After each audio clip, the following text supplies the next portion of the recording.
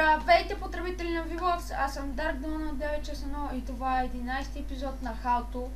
В този епизод ще ви покажа как да видите на колко процента са изначалите в VBOX. Значи, влизате в VBOX. Така. Влизате си в профила и цъкате тази стрелкички и отивате на настройки. След това идвате на значки, ето тук в опциите. И ви излиза ето това. И дава се автоматично, когато е какво си. Значи, ето тези квадратчета са ви процентите.